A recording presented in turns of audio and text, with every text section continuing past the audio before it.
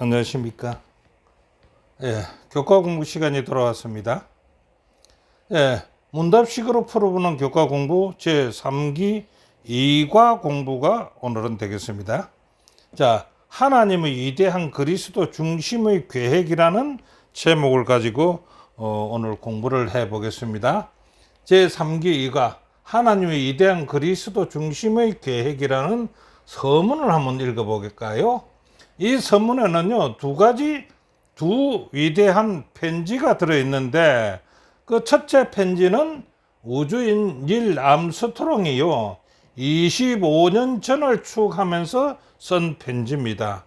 그 내용은요, 자기가 달나라 갔을 때 우주복을 입었는데 그 우주복을 디자인한 우주복 팀에게 보내는 감사의 편지였습니다. 그 내용을 간단히 살펴보면요, 이 우주복은요, 자신의 생명을 지켜준 것이고요, 그리고 견고하고 믿을 수 있었으며 매우 포근한 우주복에 대한 감사였습니다. 그래, 그 우주센터의 연구원들에게 감사의 인사에 축하의 마음을 담은 편지를 보냈다는 것입니다. 자, 두 번째 편지는요, 그 닐 암스트롱이요, 달에 가기 위해 개인적으로 가장 필요한 우주복이 있었다고 한다면은, 바울은요, 에베소 교인들에게 가장 필요한 것은 무엇일까? 에베소 1장 3절부터 하나님을 찬송하는 것이라고 이야기하면서 기록하고 있는데요. 왜 하나님을 찬양해야 하는가? 라고 묻는다면요, 그의 삶의 필수적인 것은 우리에게 축복 아닌가요? 그 복을 하나님께서 창세전에서부터서 준비해 주셨다가 또 우리에게 부어주시는 하나님을 어찌 찬양하지 않을 수 있겠느냐 이겁니다. 이것이 그 하나님을 믿고 섬기며 찬양하는 방법에 대한 것을 기록한 편지가 바로 에베소서이라는 것입니다. 그래서 이 찬송해야 한다니까 기억절에 찬송하리로다 하나님 곧 우리 주 예수 그리스도의 아버지께서 그리스도 안에서 하늘에 속한 모든 신령한 복을 우리에게 주신다라고 얘기하고 있지 않습니까? 그래서 이 편지가 그런 편지입니다. 자, 그러면요, 오늘 제3기 제2가 공부 요지를 대충 따져본다면요, 에베소서 1장 3절부터 14절까지인데요. 이 문장이 13절부터 14절까지의 이 문장이 헬라어로 할 때는요, 한 문장으로 써졌더라는 겁니다.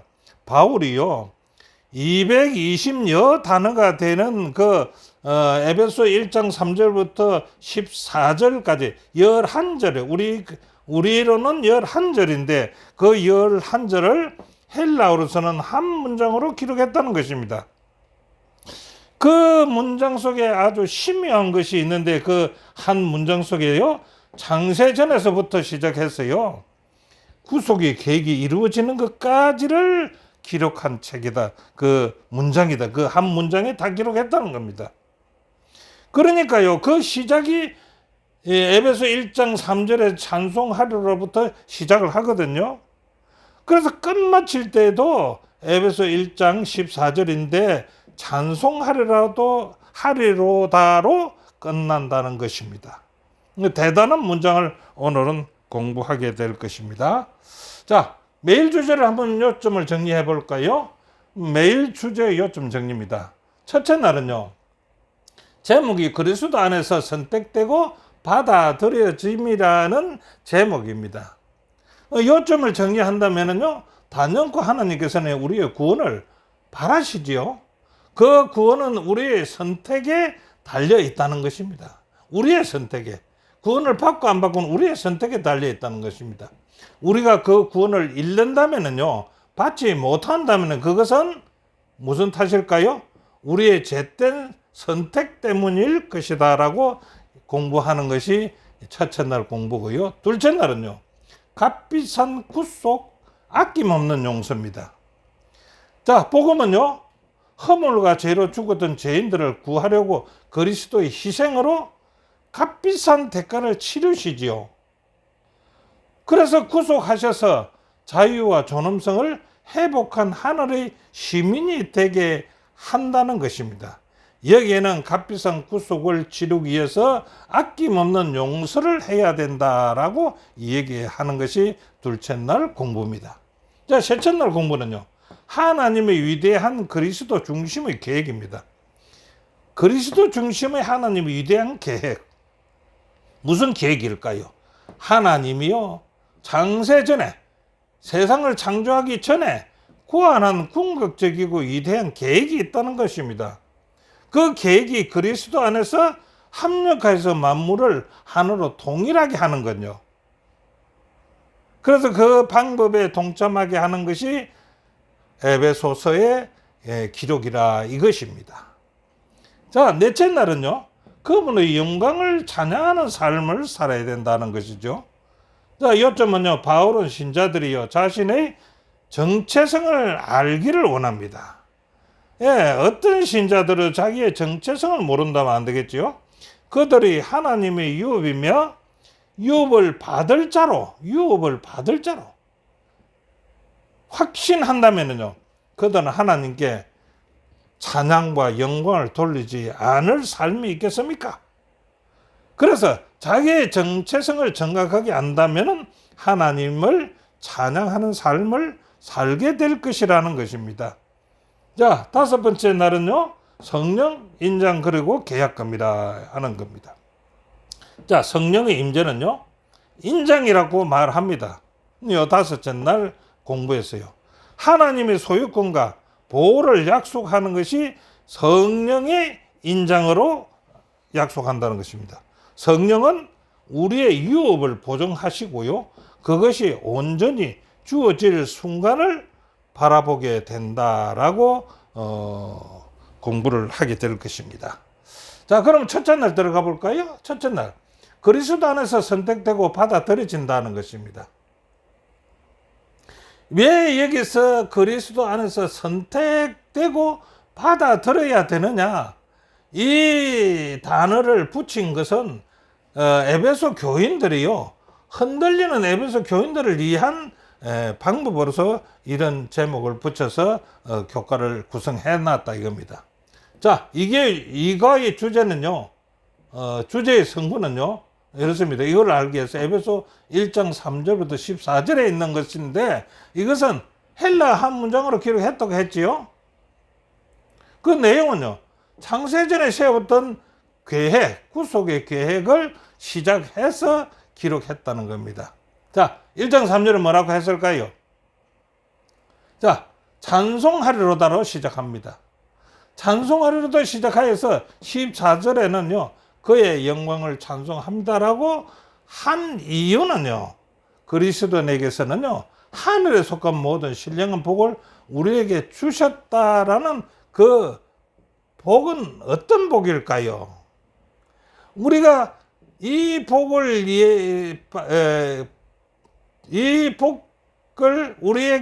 우리가 받았기 때문에 그의 영광을 찬송하고 있지 않습니까? 그럼 이 복이 무엇이냐 이겁니다. 그 복이, 찬송하게 한 그 복이. 자, 몇 가지 추려봤는데요.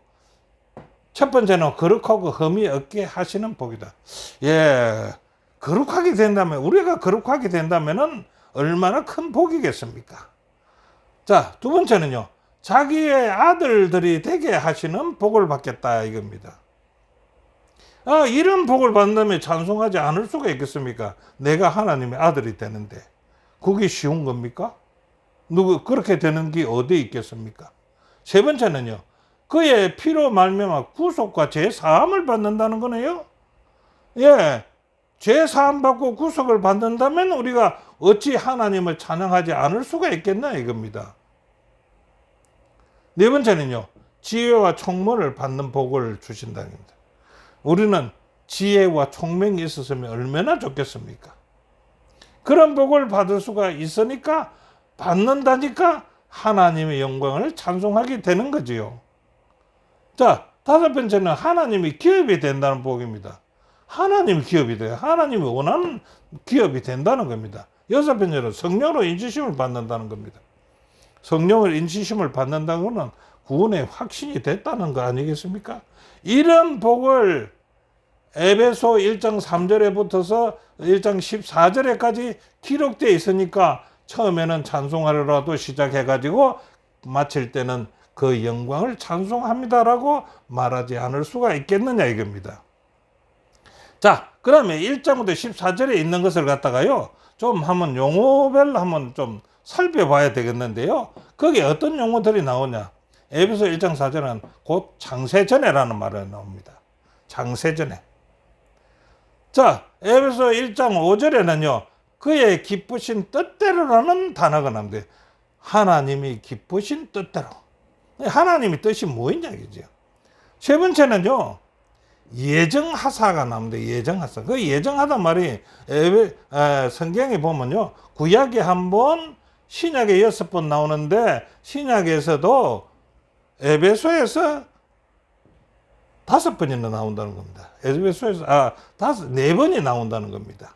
에베소 그 1장부터 6장밖에 없는데 거기에 예정하시다는 말이 4번이나 나온다는 겁니다. 자, 에베소 1장 4절 곧 창세 이전이라는 말이 나옵니다. 창세 이전, 창세 전에, 창세 이전, 창세 전이라는 말은 뭡니까? 창조 계획이 창조 계획을 할 때 그때 구속의 계획도 함께 포함되어 있었다는 뜻입니다. 창조하기 전에 창조 계획이 있었을 때 구속의 계획도 함께 세웠다는 겁니다. 창세 전에. 에베소 1장 4절에 택하다는 말은요, 택하다. 택하다 말은 그 구속의 계획에 합당한 자를 선정해서 그를 구원하겠다는 것이 택하다는 뜻인데 이 말을 잘 생각해 주시면 좋겠고요. 그 다음에 에베소 1장 5절에 예정하다. 예정하다는 말이 아주 지금 문제가 많이 생기는데요. 예정하다 말은 뭡니까? 앞으로 해야 할 일을 미리 정하거나 생각해 둔다는 뜻이 예정하다라고 말하는 거 아니겠습니까? 그런데 그러면요, 창세 전에 예정하다, 선택하다 용어에 두 가지 견해가 있는데요. 어떤 견해냐?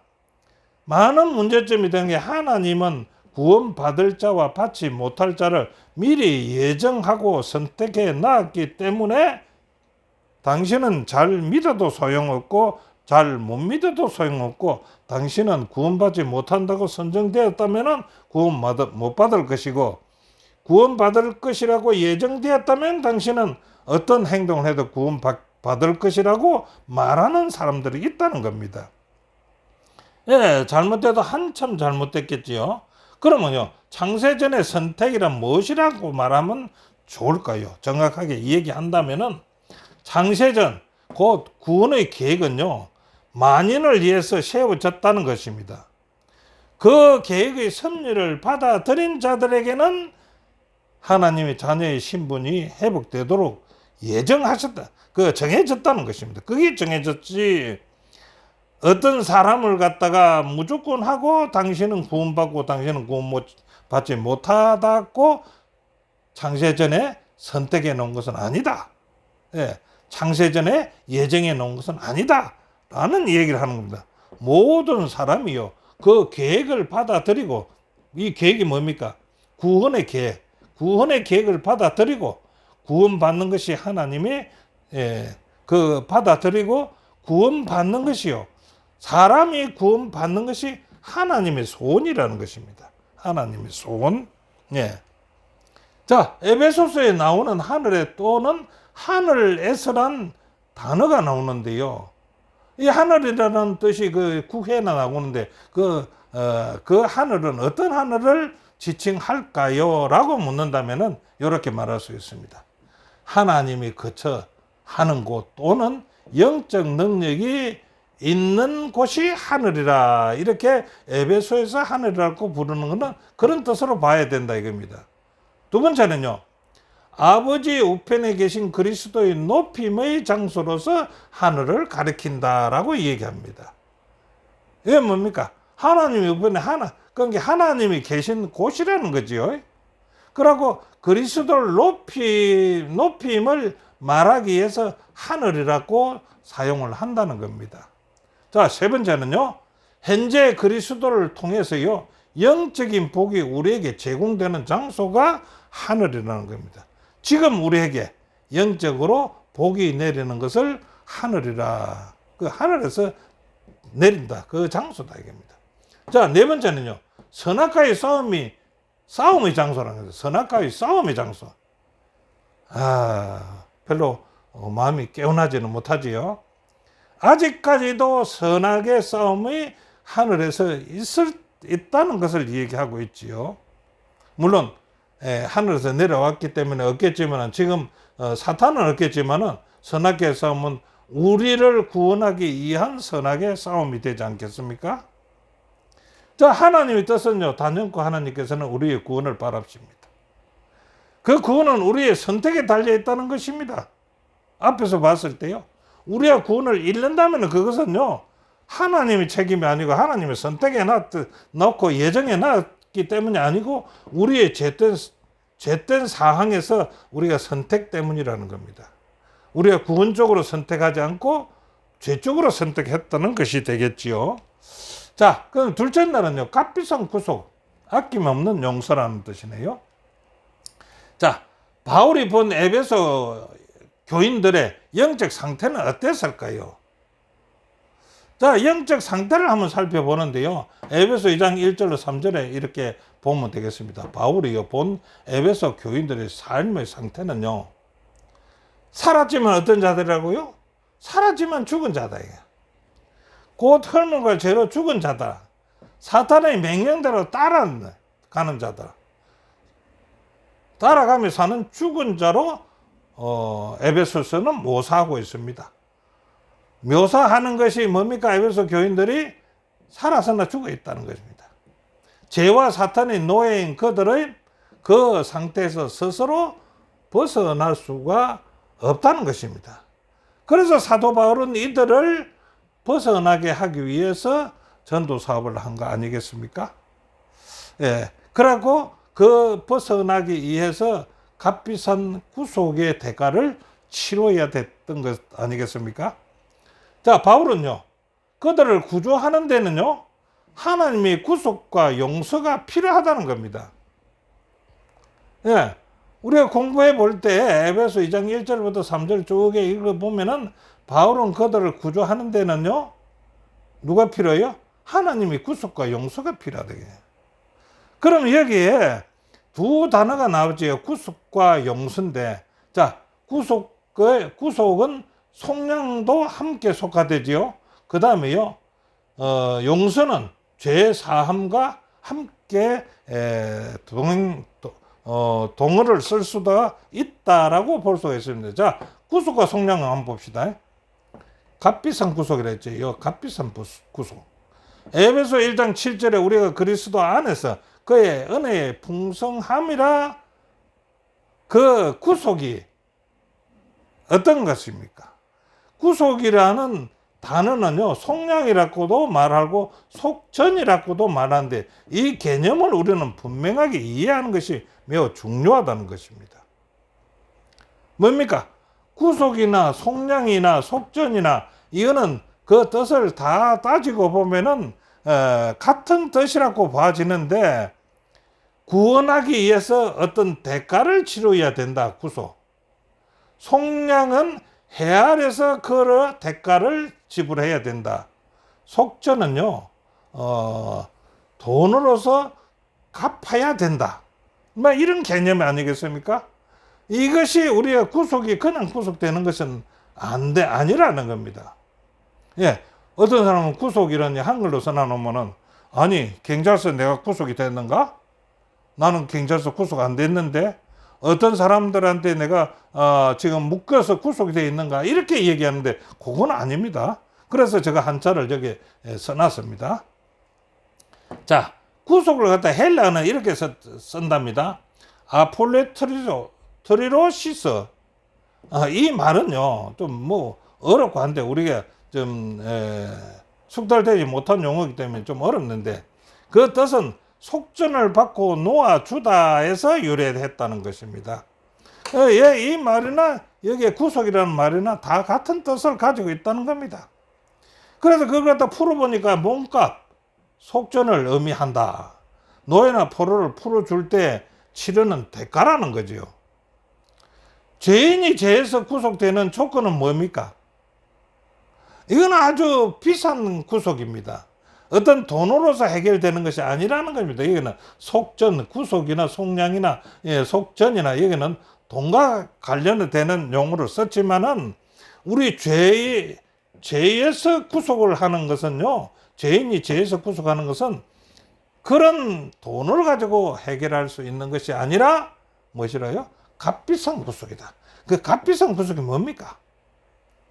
로마서에는 죄의 사건 사망이랬지요. 그 사망에서 건져내어서 구속하는 것은 값비싼 구속인데, 이 값비싼 구속은 뭐일까요? 여러분도 잘 알다시피 하나님의 아들의 피가 필요했다는 것입니다. 그 피가 아니면은 죄인의 죄에서 구속할 수가 없다는 겁니다. 아무리 돈이 있어도 구속이 안 된다 그지. 거기서 필요한 것은 값비싼 구속인데, 하나님의 아들 예수 그리스도의 피가 필요하다는 것입니다. 자, 그 다음에 죄사함 용서입니다. 죄사함 용서. 이 죄사함 용서는요, 관계적 용어라고 볼 수가 있겠지요. 관계가 되어 있어야만이 사함을 받든지 용서를 받든지 하겠지요. 자, 죄사함은 뭡니까? 하나님과 사람 관계입니다. 하나님과 사람 관계. 하나님과 사람 관계에서는 죄사함이 꼭 필요한 거 아닙니까? 자, 그 다음에요. 용서라는 것을 우리 좀 범위를 조금, 우리 이제, 축소해서 볼 때, 사람과 사람 사이입니다. 사람과 사람 사이. 근데 이 사이에는 조건이 있지요. 사람과 사람 사이에서 용서는 조건이 있습니다. 그런데 죄사함은요, 하나님과 사람 관계는 조건이 있고 회개만 하라는 겁니다. 그런데 사람과 사람 사이의 조건은 뭡니까? 사도행전 11장 18절에요. 하나님께서 이방인에게도 생명에는 회개를 주셨다가 한 것은, 이 회개는 죄사함의 용서입니다. 자, 에베소 4장 32절 서로 인자하게 하며, 이는 이제 사람과 사람 간의 이제 용서입니다. 불쌍히 여기며 서로 용서하기를 하나님이 그리스도 안에서 너희를 용서함 같이 하라 이겁니다. 이 용서, 사람과 사람 사이에는 화해가 있어야만이 서로 용서해 준다는 그런 의미를 가질 수가 있겠죠. 고린도서 3장 13절 누가 네게 해비가 있거든 서로 용납하며 빚자 용서하라. 그래서 이제 삭개오 해결을 갖다가 들 수가 있는데, 삭개오는 어떻게 해결을 했습니까?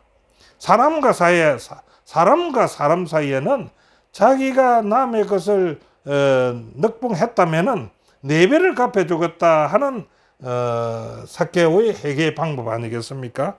그래서 사람과 사람 사이에는 어떤 조건이 해결돼야 된다 이겁니다. 자, 구속의 대가는 무엇이면 누구에게 지불해야 하는가?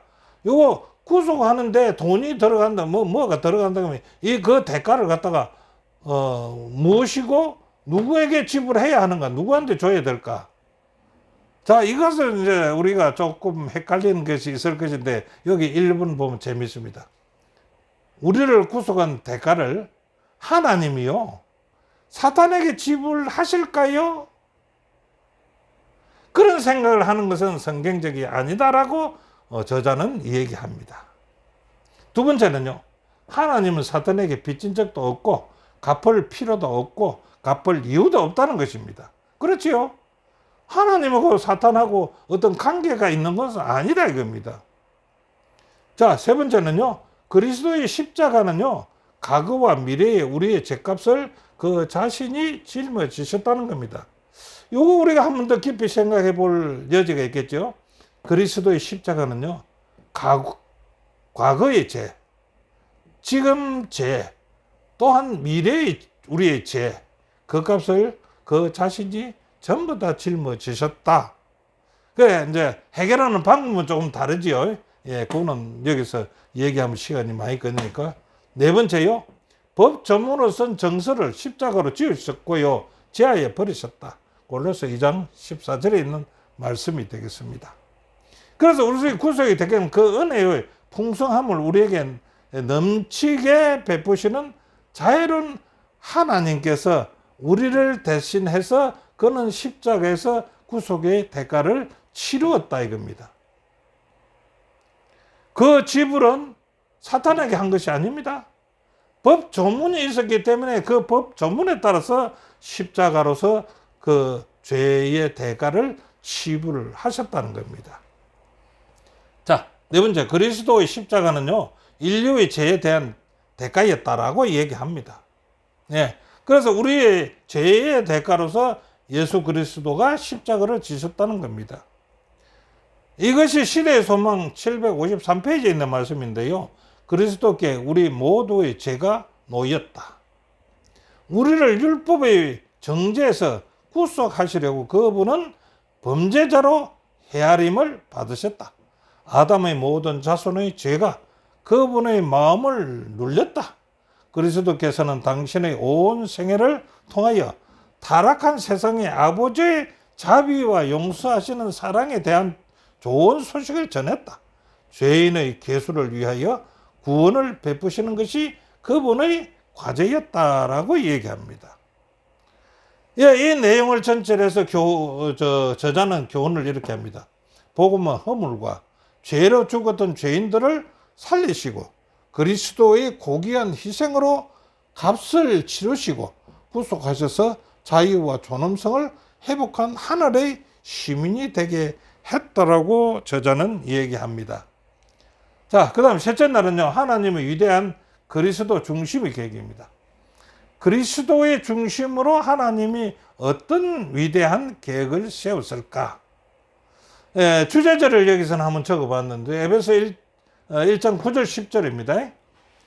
그 뜻의 비밀, 하나님의 뜻의 비밀을 우리에게 알렸으니 곧 그 기쁘심을 따라 그리스도 안에서 때가 찬 경륜을 위하여 예정하신 것이다 라고 얘기하는데요. 여기서요, 한 번, 두 번, 세 단어를 한번 나누어서 좀 말씀을 좀 드려보면 좋겠네요. 바울이 말하는 하나님의 계획에 대한 세 가지 표현은 무엇인가? 그 뜻의 비밀, 그 기쁨은, 때가 찬 경륜은, 이렇게 세 가지로 나누어 봤을 때 1번 그 뜻의 비밀은요, 은혜의 비밀이었고, 그 다음에 그리스도의 생애와 십자가의 비밀이었고, 이방 복음에 대한 비밀이었다는 것입니다. 이방 복음의 퍼지는 그것도 하나님의 비밀이었다는 거죠. 자, 그 다음에 그의 기쁨은요, 구속 사업을 마지못해 하지 않았다. 이 구속 사업을 맞이하지 못해서 예수님이 십자가에 지시고 이 땅에 오셔서 험한 생활을 하셨느냐 이겁니다. 이거는 마지못해 한 것이 아니라는 겁니다. 기쁨으로 했다는 겁니다. 그의 기쁨으로 구속 사업을 했다는 겁니다. 그러니까 기쁨으로 십자가도 지셨다는 겁니다. 강요받지도 않았고요. 그 일을 대해서 강요받지도 않고 환경에 영향받지도 않았고요. 하나님은 인류를 위한 일들을 기꺼이라는 말이 기쁨입니다. 기쁨으로 하셨다는 것입니다. 자, 세 번째는요, 때가 찬 경륜의 예정입니다. 경륜이라는 말은 뭐입니까? 조직적인 계획을 세웠던 시기가 될 것입니다. 조직적으로 계획을 세웠던 시기. 자, 그래서 그 시기, 경륜이라는 건 때가 찬 경륜을, 그 시기에 된 경륜을 위하여 예정하신 것은 하나님께서 그리스도 안에서 역사적으로 실행하시고자 한 구속 계획을 가리킨다라고 주석은 얘기하고 있습니다.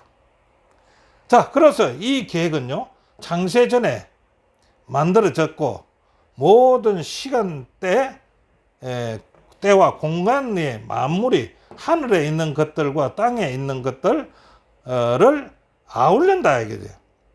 바울은 그리스도 안에서 하나됨을 우주의 원대하고 신성한 목표로 선언했다. 28페이지에 있는 말씀입니다. 하나님 계획이 뭐라고요? 원대하고 신성한 목표로 선정했는데 이것이 뭐냐 그러면 그리스도 안에서 하나 되는 것을요. 그것이 우주의 원대한 계획이었다라고 얘기합니다. 자, 하나님의 궁극적이고 최종적인 계획은 무엇인가? 라고 여기서 계획을 한 번 더 물어봅니다. 에베소 1장 10절에요. 하늘에 있는 것이나 땅에 있는 것이다. 그리스도 안에서 통일되게 하려 하심이라는 그 뜻은 하나님께서는 교회를 세우시고 그 안에서, 그 교회 안에서 유대인과 이방인 등 인류의 이질적인 요소를 통합하여 예수님의 죽음, 부활, 성천을 높임 받음으로써 뿌리를 둔 만물을 통일하려는 계획을 시작하였다. 뭡니까? 만물을 통일하게 하는 것이 하나님의 계획이었다라고 여기서는 말씀하고 있습니다. 자, 그러면요. 사탄의 정책이 뭘까요? 하나님은 하나로 통일되게 하는 것이 하나님의 정책이라면은 사탄의 정책은 뭐일까요? 분열을 조장하는 것이 사탄의 정책이겠지요. 당연하죠. 그래서 여기는 이렇게 말합니다. 하나님의 때가 찬 계획은요, 진행 중이면서 그들은 분열적인 통치가 끝날 것을 알린다. 요한계시록은 이렇게 말합니다. 마귀가 자기의 때가 얼마 남지 않음을 알므로 크게 분내어서 너희에게로 내려갔더라고 얘기합니다. 그래서 사탄의 정책은 뭡니까? 분열의 정책입니다. 하나님의 정책은 통일의 정책입니다. 자, 교훈은 이렇게 말합니다. 그리스도께서 이루신 역사에 기초하여서요, 만물을 연합하실 위대한 하나님의 계획에 동참하는 신자들의 모임이 바로 에베소서가 말하는 교회라 이렇게 합니다. 그래서 우리 교회는요, 하나가 되는 것입니다. 하나가 되는 것. 예. 자, 넷째 날은요, 그분의 영광을 찬양하는 삶입니다. 그분의 영광을 찬양하는 삶. 자, 첫째 날에 우리가 이 사항을 좀 보았지요. 에베소서 1장 3절부터 14절에 시작도 찬양이요, 마침도 찬양이라 했습니다. 하나님의 원대한 계획 중요 나를 향한 계획은 무엇인가? 라고 묻는다면요, 에베소 1장 14절 이는 우리의 기업의 보정이 되사 그 얻으신 것을 구속하시고 그의 영광을 찬미하게 하려 하심이라. 예, 뭐든지 하나님께 찬양한다는 것이 되겠지요. 모든 것을 자신이 뜻하신 계획대로 이루시는 분의 목적에 따라서 우리가 예정되어 또한 그분 안에서 상속 유업을 얻었으니 이것은 먼저 그리스도를 신뢰하고 우리가 그분의 영광을 찬양하게 하려 함이라라고 얘기합니다. 자, 그분의 영광을 찬양하는 삶을 살기 위해서 우리는 첫째 조건은 무엇일까요? 첫째는 자신의 정체성을 알아야 된다 이겁니다. 그 자신의 정체성을 확립해야만이 뭘 할 수 있다? 그분께 영광을 돌리는 삶을 살 수가 있다는 겁니다. 그래서 성경절을 보면요, 곧 창세전에 그리스도 안에서 택하신 존재, 하늘에 속해서 복을 받을 자, 하나님의 아들, 상속자들이 되게 하셨으니 어찌 찬양하지 않을 수가 있겠느냐 이겁니다. 자, 바울은 에베소 교인들이요, 낙심한 이유는 무엇일까? 찬양하라고 하는 것은 그들이 낙심했기 때문에 더욱더 사도 바울은 편지를 쓰면서 처음에도 찬양이요, 마칠 때도 찬양하라는 것 아닙니까? 그런데 바울은 에베소 교인들이 낙심만 하고 있다는 것을 알았거든요. 그 낙심의 이유가 뭐라고 할까요? 예, 에베소 3장 13절에 그런 말씀을 해주셨습니다. 너희에게 구하노니 너희를 위한 나의 여러 환난에 대하여 낙심치 말라. 이런 너희의 영광을 위함이라. 그래서 에베소 교인들이 낙심하고 있을 때에 사도 바울은 나를 위해서 여러분 낙심하지 마십시오. 그 낙심한 이유는 그렇습니다. 그 에베소 그 신자들이 지금 바울이 떠나가고 없는 가정에서 이 바울의 소식을 들으니까 바울이 지금 여러 가지 환난과 핍박을 많이 받고 지금 잡혀서 로마로 압송되고 감옥에 산다는 것이 그것을 들었을 때 이 에베소 교인들이 낙심하지 않을 수가 있겠습니까? 그래 그렇게 낙심하고 있는데 바울은 편지하기를 내 일로 말미암아서 낙심하지 마라. 내가 이렇게 핍박받고 환난을 받고 영창에 사는 것도 너희의 영광이다 이렇게 했습니다. 이것은 너에게 더욱더 도움이 된다는 거지요. 자, 에베소의 신자들은요, 그리스도인으로서 자신이 누구인지에 대한 분명한 의미를 잃어버리고 낙심한 것 같다. 바울은 앞서 단언한 것처럼 다시 한번 그리스도인으로서의 그들의 정체성을 확고히 하기를 원했던 것입니다. 그래서 낙심하지 말고 너희들의 정체성을 확립해라. 그래 되면은 어떻게 되겠다고요? 영광을 위해서 하나님을 찬양하는 삶을 살게 될 것이다. 정체성이 없어지면은 낙심하고 그렇다 이거죠. 자, 감사와 찬양이 적어서 슬퍼하시는 하나님은요, 감사와 찬양이 적어서 슬퍼하신답니다. 그의 정언보원 상권 30페이지입니다. 하나님께서는요, 순종하는 그 자녀들이 당신의 축복을 주장하면서요, 찬양과 감사로 그 앞에 나오기를 원하십니다. 하나님은요. 자, 하나님은 생명과 능력의 원천이시지 않습니까? 그는 당신의 계명을 지키는 백성들을 위해서 광야를 배나여 열매가 가득한 옥토가 되게 하실 수도 있으신 분이십니다. 이것이 그 이름의 영광이 되기 때문입니다.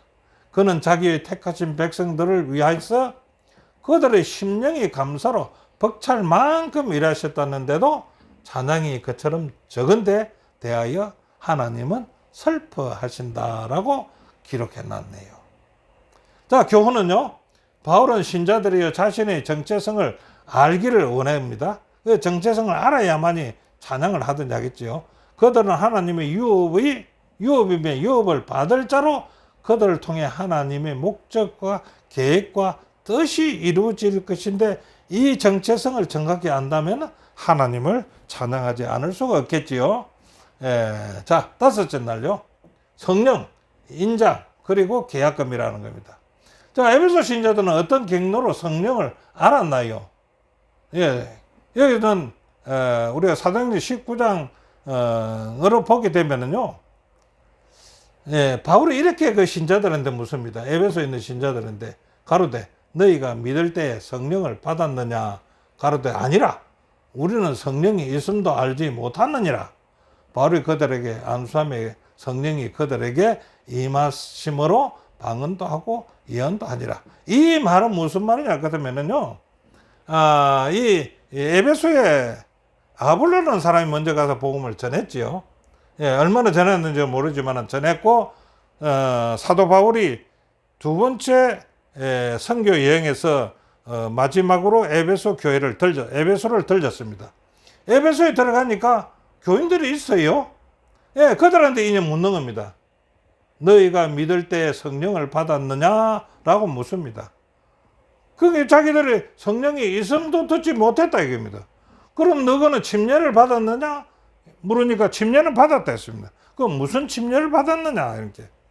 요한의 침례를 받았다는 겁니다. 그래서 사도 바울이 어떻게 합니까? 요한의 침례는 받았으면은 이제 예수 그리스도의 침례를 받아라. 예수 그리스도의 이름으로 침례를 받아라 해서 사도 바울은 그 에베소 교인들에게 그리스도의 이름에 침례를 줍니다. 침례를 주고 나서 바울이 그들에게 안수를 합니다. 그래서 안수를 하니까 성령이 그들에게 임하셔서 방언도 하고 예언도 하는 그런 행편에 있었다는 거 아닙니까? 자, 바울이 에베소 신자들에게 성령의 두 가지 역할을 가르쳤습니다. 그 두 가지 역할에서 뭐냐? 에베소 1장 13절, 그 안에서 너희도 진리의 말씀 곧 너희의 구원의 복음을 듣고 그 안에서 또한 믿어 약속의 성령으로 인치심을 받아라. 성령으로 약속하면서 인치심을 받으라는 것입니다. 이는 우리 기업의 보증이 된다고 하고요. 그 얻으신 것에 구속하시고 그의 영광을 찬미하게 하려 하십니다. 예, 성령의 인치심, 성령의 인치심, 성령의 도장, 인치심을 받아라. 자, 이렇게 하다 보니까 인치심을 받는다니까 여기는 인장이 나오죠, 인장. 그래서 그 인장이 뭡니까? 예, 뭐 고대나 지금이라 뭐 마찬가지겠지만 고대의 인장은요, 율법 및 계약서, 사본을 인정하거나 거래, 계약, 편지, 유언장, 입양, 소유권, 보호 등을 다양한 용도에 사용되는 것이 인장입니다. 성령의 임재는요, 신자들이 하나님께 속해 있음을 표시하는 것이거든요. 그들을 보호하겠다는 하나님의 그 약속이 성령의 임재입니다. 그 정표라는 겁니다. 에베소 신자들은요, 약속의 성령으로 인치심을 받았다라고 확정해 줍니다. 예, 우리는 어떻게 됐을까요? 자, 그 보증금에 대해서도 이제 인정을 해주는 게 보증금에 대해서 있어요. 보증금에는 헬라어 알라본이라고 얘기한다는데 그거는 첫대 불입금이라는 겁니다.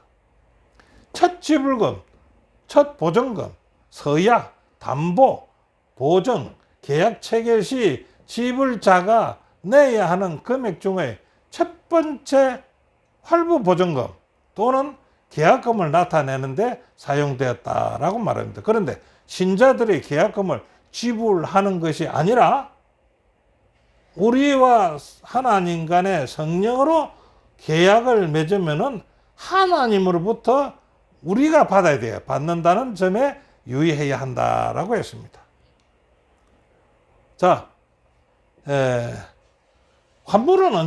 완불은 언제 될까요? 완불은. 그럼 우리와 하나님 간의 계약 관계에서 우리가 계약금을 받았습니다. 그게 이제 보증금입니다. 보증금을 받았는데, 그럼 완불은 언제 할 것인데? 라는 문제가 생기지 않습니까? 자, 그러면 그것은요, 그리스도의 재림 때 받게 될 구속과 구원의 완전한 유업이 그 첫째 지불금이라고 말한다. 예. 그래서 완불은요, 그리스도께서 재림에서 우리가 구원을 받을 때 이렇게 보면 되겠지요. 자, 교훈은 이렇게 말합니다. 성령의 임재는요, 인장으로서 하나님의 소유권과 보호를 약속한다는 겁니다. 성령은 우리의 유업을 보장하시고요, 그것은 완전히 주어질 순간을 바라보게 합니다. 우리가 그래서 보증했지요. 그 다음에 계약했지요. 보증금 받았지요. 그러면은 우리는 마지막 것들을 완전히 주어질 그 순간을 바라보고 우리는 오늘 또 살아야 되지 않겠습니까? 자, 결론을 한번 보겠습니다. 결론은요, 하나님의 구원의 계획은요, 창세전부터요, 예비하신 것으로 그리스도 안에서 만물을 통일하시려는 원대한 계획을 따라서요, 그리스도 안에 있는 구원과 은혜를 우리를 위해서 예비하셨다는 겁니다. 하나님은요, 죄인을 구속하시고 성령으로 구원의 인을 치시고 그들을 통해서 하나님의 계획이 이 땅에서 완수되는 것을 바라보신다라고 결론에는 말하고 있습니다. 자, 제3기 2가 공부 오늘 여기서 마치겠습니다. 시청해 주셔서 대단히 감사하고 함께 공부하는 기쁨을 함께 누리기 바랍니다. 감사합니다.